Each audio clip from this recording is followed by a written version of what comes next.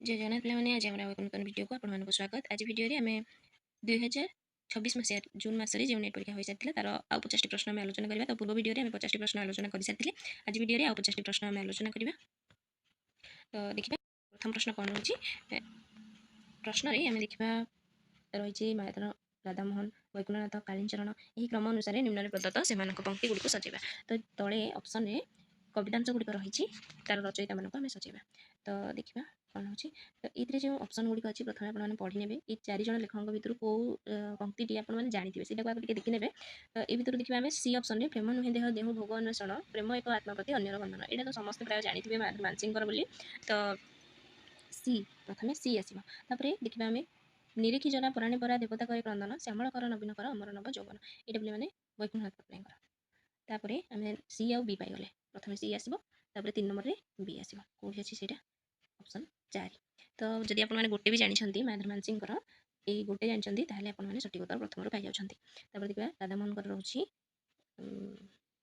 D Sargar मुहि अमर कन्या मुहि नारी मुहि देवी पुण्य मरते पतिता साजिली घृण्य जीवन से राधामोहन पट्टनायक। कालीचरण रोचे यहाँ ए ऑप्शन जहाँ अच्छी यही आकाश धरा सरागे किबा जीवन उठे मातिको आहा मरण मोर सौदा चिर हताश मोर साथी को। ठीक अच्छे तो रही कौन सी डी बी ए सी डी बी ए तार सठिक उत्तर। परवर्ती प्रश्न रोचे रसकल्लोळर केउं छांद क आद्यप्रांत नियम रचित। तो जो मैंने आमर वीडियो देखिथे परीक्षा पूर्व से जानी जे रसकल्लोळर प्रथम छांदटी क आद्यप्रांत नियम रचित। तो रसकल्लोळर संपूर्ण छांद गुड़िक क आद्य नियम रचित किंतु प्रथम छांदटी क आद्यप्रांत नियम रचित। तापर देखिए परवर्ती प्रश्न आसी गुरुप्रसाद महांती प्रथम प्रकाशित कवितार नाम कौन। यहाँ पे आमर आलोचना हो सारी गुरुप्रसाद महांती विषय जो आम आलोचना करूँ से कहला प्रथम प्रकाशित कविता हूँ लता। परवर्ती प्रश्न अद्भुत व्यक्ति व आश्चर्यर घटनावली केउं धरणर मोटिफ्र अंतर्गत। तो पे आम समस्त जानते थॉमसन को motif index of folk literature पुस्तक में से 23 मोटिव कथा कहते। तो 23 मोटिव मध्य अद्भुत व्यक्ति व आश्चर्यकर घटनावली रोचे मार्भेलस मोटिव्र अंतर्गत। तो ओडिया रे अद्भुत व्यक्ति व आश्चर्यकर घटनावली से इंग्लिश में मार्भेलस। तापर देखिए परवर्ती प्रश्न कौन रोचे कस्तम कस्तम रही। तो कस्तम लोकनाटक गुड़िक रोचे कस्तम तार अंचल कौ अंचल से गुड़िक प्रदर्शित होती प्रचलित होती विषय आम देखा। तो मोगल तामसा भद्रक आप समस्त जानते छौ नृत्य मयूरभंज बोली जानते। तो ये दुटा जान सारापर आम देखने ऑप्शन कौटी अच्छी A second I B third I A second I B third I option 2 अच्छी। तो ये पूरा सियोर हो गले सी आईवी रावण छाया अनुगुल ललित पाला बालेश्वर। तापर देखा परवर्ती प्रश्न कौन हो शब्द गुड़िक आम भाषा परिवार अनुଯାयी सजेवा। चिरुगुणी आटिका गरीब और सांतरा। चिरुगुणी हूँ पे ऑस्ट्रिक शब्द आटिका हूँ द्राविड़ शब्द गरीब हूँ जावनिक शब्द सांतरा हूँ पर्तुगी शब्द। तो A B D C second.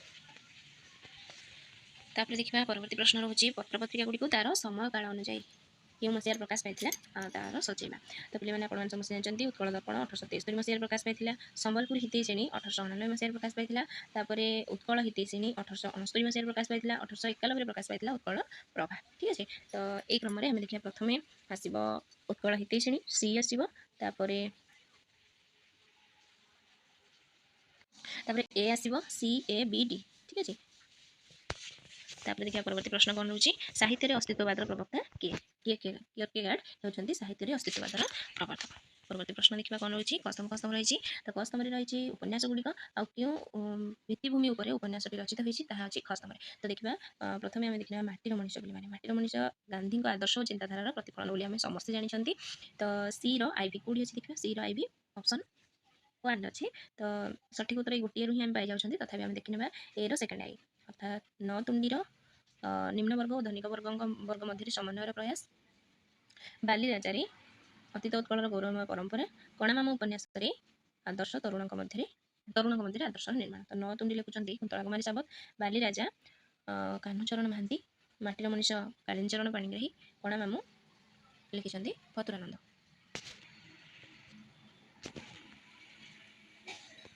परवर्ती प्रश्न देखा परवर्ती प्रश्न देखिए प्रकृति को प्रत्यावर्तन ही रोमांटिक चेतनार मूल लक्ष्य एक कथा किए कहते यहाँ पूर्व आलोचना हो सारी रुष।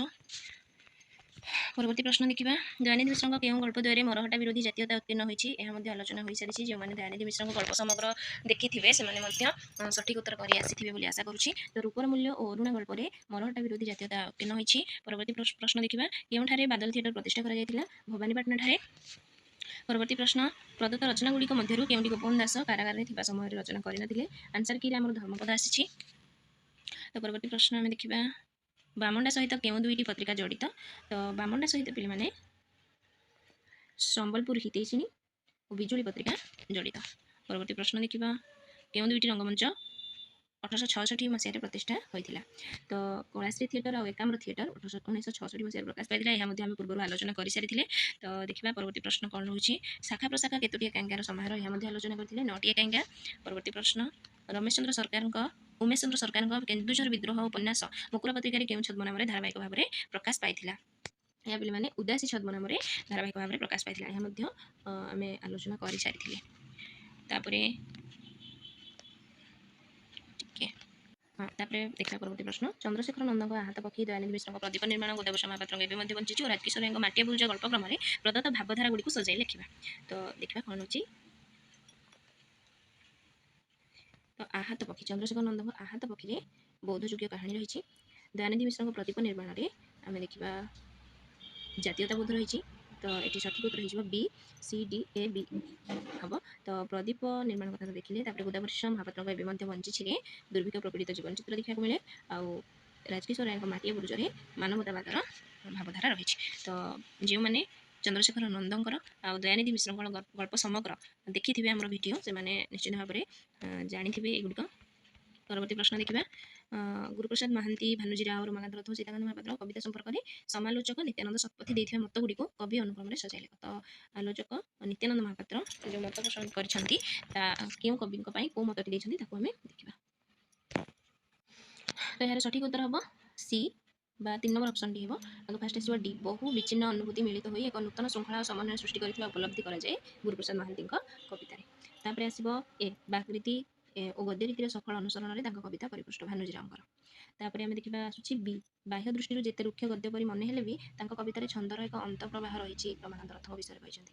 ପରବର୍ତ୍ତୀ ସଂକଳନ ମାନଙ୍କରେ ମୃତ୍ୟୁ ଅନୁଭୂତି କ୍ରମେ ଊର୍ଦ୍ଧ୍ୱପାତିତ ହୋଇ ମୁକ୍ତି ଓ ଅମୃତତ୍ୱ ଆଡ଼କୁ ଗତିଶୀଳ ହୋଇଛି ସୀତାକାନ୍ତ ମହାପାତ୍ରଙ୍କ କବିତା ଗୁଡ଼ିକ।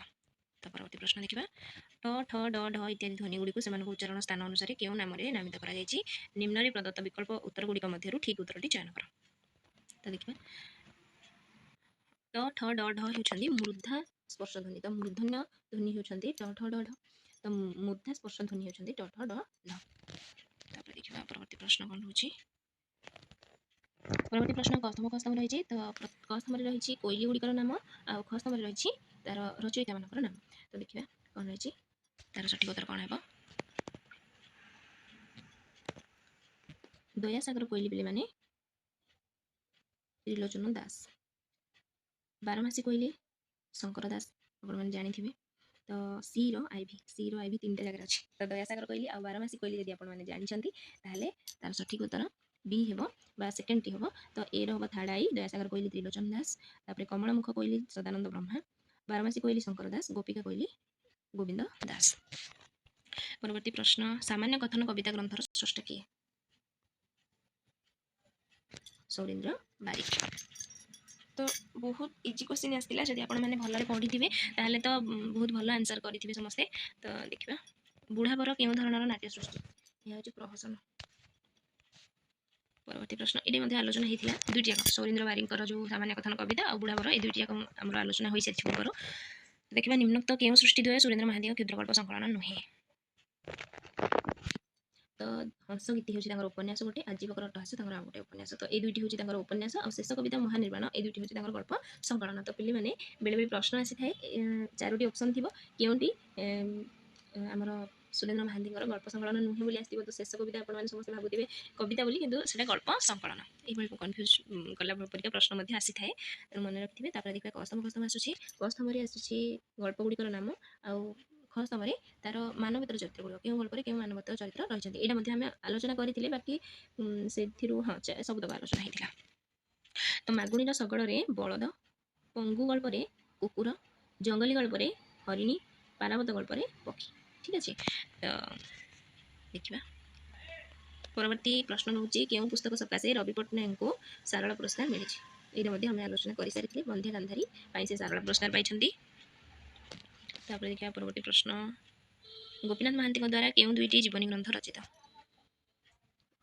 ଉତ୍କଳମଣି ଗୋପବନ୍ଧୁ ଧୂଳିମାଟିର ସନ୍ଥ। ଏଇଟା ମଧ୍ୟ ଆମେ ଆଲୋଚନା କରିସାରିଛି ପୂର୍ବରୁ। ତାପରେ ପରବର୍ତ୍ତୀ ପ୍ରଶ୍ନ ହେଉଛି ଭାରତୀୟ ସାହିତ୍ୟ ତତ୍ତ୍ୱ ଚର୍ଚ୍ଚା ପରିପ୍ରେକ୍ଷୀରେ ଆଚାର୍ଯ୍ୟ କୁନ୍ତକ, ଆନନ୍ଦବର୍ଦ୍ଧନ, ବିଶ୍ୱନାଥ କବିରାଜ ଓ କ୍ଷେମେନ୍ଦ୍ରଙ୍କ ମତାମତ ଗୁଡ଼ିକୁ ସେମାନଙ୍କ ନାମ କ୍ରମରେ ସଜାଇ ଲେଖ। ତ ଦେଖିବା ତାର ସଠିକ୍ ଉତ୍ତର ହେବ ଅପସନ୍ 3। ତ ପ୍ରଥମେ ଆସିବ କୁନ୍ତକ। କୁନ୍ତକ ଔଚିତ୍ୟ ହିଁ ସମସ୍ତ ରସସିଦ୍ଧ କାବ୍ୟର ଶ୍ରେଷ୍ଠ ସୌନ୍ଦର୍ଯ୍ୟ ଆଧାରକ। ଠିକ୍ ଅଛି। ତ ତାପରେ ଆସିବ ଏ ଆନନ୍ଦବର୍ଦ୍ଧନ ଧ୍ୱନି କଥା କହିଛନ୍ତି। ତ ଧ୍ୱନି ଲକ୍ଷଣର ଅନ୍ତର୍ଭୁକ୍ତ ନୁହେଁ। ତାପରେ ରସଧ୍ୱନି ହିଁ କାବ୍ୟର ଆତ୍ମା ବୋଲି ବିଶ୍ୱନାଥ କବିରାଜ କହିଥିବେ। ଆଉ ବକ୍ରୋକ୍ତି କାବ୍ୟ ଜୀବିତମ୍ କ୍ଷେମେନ୍ଦ୍ର କହିଛନ୍ତି। ତ ଔଚିତ୍ୟ ବିଷୟରେ କୁନ୍ତକ ଆଲୋଚନା କରିଛନ୍ତି। ଏଇଟା ମଧ୍ୟ ଆପଣମାନଙ୍କ ପାଇଁ ସହଜ ପ୍ରଶ୍ନଟିଏ ଥିଲା। ପରବର୍ତ୍ତୀ ପ୍ରଶ୍ନ ଦେଖିବା। ମହାପାତ୍ର, ନୀଳମଣି ସାହୁ, କିଶୋରୀ ଚରଣ ଦାସ, ବୀଣାପାଣି ମହାନ୍ତି, ମନୋଜ ଦାସ ଏହି କ୍ରମରେ ସେମାନଙ୍କ ସୃଷ୍ଟି ଗୁଡ଼ିକର ଉପଯୁକ୍ତ କ୍ରମ ନିର୍ଦ୍ଧାରଣ କର। ତ ଦେଖିବା କିଶୋରୀ ଚରଣ ଦାସଙ୍କର ସ୍ୱର୍ଗସୀମା ରହିବ, ବୀଣାପାଣି ମହାନ୍ତିଙ୍କର କୁନ୍ତି କୁନ୍ତଳା ଶକୁନ୍ତଳା, ମନୋଜ ଦାସଙ୍କର ଆକାଶର ଇସାରା, ମହାପାତ୍ର ନୀଳମଣି ସାହୁଙ୍କର ତାମସୀ ରାଧା। ତ ଏହି ଉପନ୍ୟାସିକମାନଙ୍କୁ ଉପନ୍ୟାସ ଅନୁଯାୟୀ ଆମକୁ ସଜାଇବାକୁ ଦିଆଯାଇଛି। ତ ତାର ସଠିକ୍ ଉତ୍ତର କ'ଣ ହେବ? ମହାପାତ୍ର ନୀଳମଣି ସାହୁ ତାମସୀ ରାଧା ସି, କିଶୋରୀ ଚରଣ ଦାସ ସ୍ୱର୍ଗସୀମା ଡି, ବୀଣାପାଣି ମହାନ୍ତି କୁନ୍ତି କୁନ୍ତଳା ଶକୁନ୍ତଳା ବି, ତାପରେ ଆକାଶର ଇସାରା ମନୋଜ ଦାସ ଏ। ତ ସି ଡି ବି ଏ ପ୍ରଥମ ଅପସନ୍ଟି ସଠିକ୍ ଉତ୍ତର। ପରବର୍ତ୍ତୀ ପ୍ରଶ୍ନ ଦେଖିବା। ଓଡ଼ିଆ ଲୋକ ସାହିତ୍ୟର କେଉଁ ବିଭାଗଟି ମୂଳତଃ ଧର୍ମୀୟ ଆଧାରକୁ ଭିତ୍ତି କରି ସୃଷ୍ଟି ହୋଇଛି? ତ ଲୋକ ନାଟକଟି ଧର୍ମୀୟ ଆଧାରକୁ ନେଇ ରଚିତ ହୋଇଛି। ପରବର୍ତ୍ତୀ ପ୍ରଶ୍ନ। ଶିଳାତୀର୍ଥ ଭ୍ରମଣ ପୁସ୍ତକର ରଚୟିତା କିଏ? ଏଇଟା ମଧ୍ୟ ଆମେ ଆଲୋଚନା କରିସାରିଛନ୍ତି, ଚିତ୍ତରଞ୍ଜନ ଦାସ। ତାପରେ ଦେଖିବା ପରବର୍ତ୍ତୀ ପ୍ରଶ୍ନ ହେଉଛି ଡ ଢ ବ୍ୟଞ୍ଜନ ଧ୍ୱନି ଦୁଇଟିକୁ କେଉଁ ପ୍ରକାର ଧ୍ୱନି ନାମରେ ନାମିତ କରାଯାଇଛି? ନିମ୍ନରେ ପ୍ରଦତ୍ତ ବିକଳ୍ପ ଉତ୍ତରଗୁଡ଼ିକ ମଧ୍ୟରୁ ଠିକ୍ ଉତ୍ତରଟିକୁ ଚିହ୍ନଟ କର। ତ ଏହା ହେଉଛି ଉତ୍କ୍ଷିପ୍ତ ବ୍ୟଞ୍ଜନ ଧ୍ୱନି ଡ ଆଉ ଢ। ତାପରେ ଦେଖିବା ପରବର୍ତ୍ତୀ ପ୍ରଶ୍ନ। କସ୍ତମ ରହିଛି। କସ୍ତମରେ ରହିଛି ଆମର ପଞ୍ଚସଖା ଯୁଗର ରଚନା ଗୁଡ଼ିକ, ଆଉ ପଞ୍ଚସଖାଙ୍କର ରହିଛି ନାମ ରହିଛି ଖସ୍ତମରେ। ତ ମନଶିକ୍ଷା ହେଉଛି ଜଗନ୍ନାଥ ଦାସଙ୍କର। ଜଗନ୍ନାଥ ଦାସ ଆଲୋଚନା କଲାବେଳେ ଆମେ ପଢ଼ିଥିବା ଏଇଟା। ତାପରେ କୈବର୍ତ୍ତ ଗୀତା ହେଉଛି ଅଚ୍ୟୁତାନନ୍ଦ ଦାସଙ୍କର। ହେଲା। ତ ଦେଖିବା ତାପରେ କ'ଣ ରହୁଛି। ଏର ସେକେଣ୍ଡ ଆଇ ଦୁଇଟା ଜାଗାରେ ଅଛି। ଏର ସେକେଣ୍ଡ ଆଇ କୈବର୍ତ୍ତ ଗୀତା, ସିର ଆଇଭି ଦୁଇଟା ଜାଗାରେ ଅଛି। ତ ତିନିଟା ଜାଗାରେ ଅଛି। କନଫ୍ୟୁଜ୍ କରିଛି। ତ ଆପଣମାନେ ଆଉ ଗୋଟେ ଯଦି ଜାଣିଥିବେ ତାହେଲେ ତ ସଠିକ୍ ଉତ୍ତର କରିପାରିଥିବେ। ଏର ସେକେଣ୍ଡ ଆଇ ବେଢ଼ା ପରିକ୍ରମା ହେଉଛି ବଳରାମ ଦାସଙ୍କର। ବିର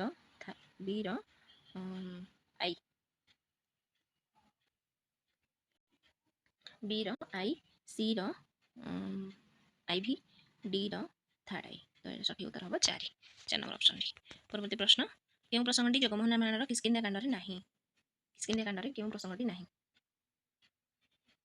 ଗୁଣ୍ଡୁଚି ମୂଷା ଉପାଖ୍ୟାନ ଜଗମୋହନ ରାମାୟଣ କିଷ୍କିନ୍ଧ୍ୟା କାଣ୍ଡରେ ନାହିଁ। ଆଉ ତିନୋଟି ଯାକ ମୁଖପଞ୍ଚମ ଲୀଳାବତୀ ହରଣ କୁକୁଟୀର ବରଲାଭ କିଷ୍କିନ୍ଧ୍ୟା କାଣ୍ଡରେ ରହିଛି। ତ କେଉଁ କାଣ୍ଡରେ କେଉଁ ପ୍ରସଙ୍ଗ ରହିଛି ସେଇଟା ଆପଣମାନେ ଦେଖିନେବେ ସବୁଗୁଡ଼ିକ ପ୍ରାୟ ପଡ଼ୁଛି ପରୀକ୍ଷାରେ।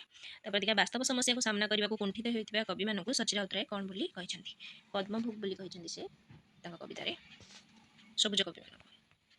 ପରବର୍ତ୍ତୀ ପ୍ରଶ୍ନ। ସୀତାକାନ୍ତ ମହାପାତ୍ରଙ୍କ ରଚିତ କେଉଁ କବିତା ଗ୍ରନ୍ଥରେ ମିଥ୍ ଏକ ଅପରିହାର୍ଯ୍ୟ ଅଙ୍ଗ ଭାବରେ ପରିଲକ୍ଷିତ?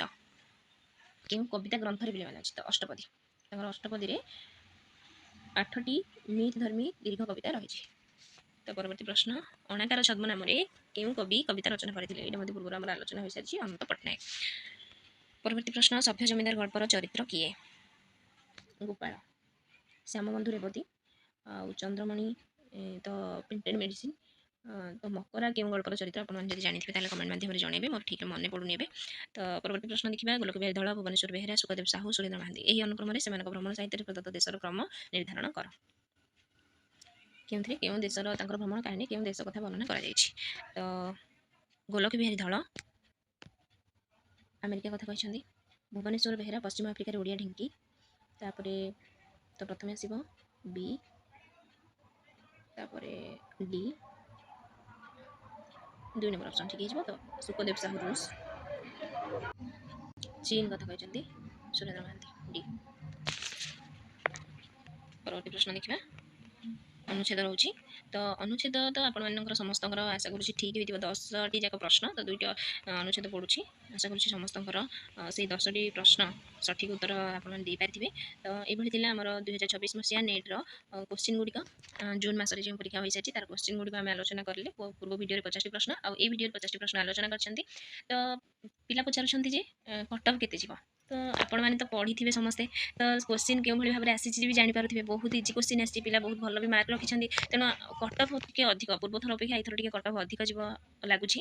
ତେଣୁ ଆପଣମାନେ ଯଦି କାହାର ବି କମ୍ ମାର୍କ ରହିଛି, ଆପଣମାନେ ବ୍ୟସ୍ତ ହୁଅନ୍ତୁନି। ପରବର୍ତ୍ତୀ ପରୀକ୍ଷା ପାଇଁ ଆହୁରି ଭଲ ଭାବରେ ପ୍ରସ୍ତୁତି କରୁଥାନ୍ତୁ। ଆଉ ଯାହାର ଭଲ ମାର୍କ ରହିଛି ସେମାନେ ବି ପଜିଟିଭ୍ ଥାନ୍ତୁ କି ହଁ ହେବ।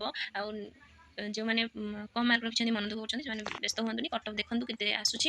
ଆଉ ଯଦି ବି ଆପଣମାନଙ୍କୁ ଲାଗୁଛି କି କମ୍ ମାର୍କ ରହିଛି ବୋଲି, ତାହେଲେ ଆପଣମାନଙ୍କ ପ୍ରସ୍ତୁତି ଆଉ ଟିକେ ଭଲ ଭାବରେ କରନ୍ତୁ। ନେକ୍ସଟ ଟାଇମ୍ ଯେତେବେଳେ ଆପଣମାନେ ଡିସେମ୍ବର ମାସରେ ଏକ୍ଜାମ୍ ଦେବେ, ତ ନିଶ୍ଚିତ ଭାବରେ ଭଲ ହେବ ଆଶା ରଖନ୍ତୁ। ତ ଏଇଭଳି ଆମର ନୂତନ ଭିଡ଼ିଓ ପାଇବା ପାଇଁ ଆପଣମାନେ ଆମ ଚ୍ୟାନେଲକୁ ସବସ୍କ୍ରାଇବ୍ କରିଦିଅନ୍ତୁ, ଆମ ସହିତ ଯୋଡ଼ି ହୋଇ ରହିଥାନ୍ତୁ, ସାଙ୍ଗସାଥିମାନଙ୍କ ସହିତ ମଧ୍ୟ ସେୟାର କରିଦିଅନ୍ତୁ। ଧନ୍ୟବାଦ।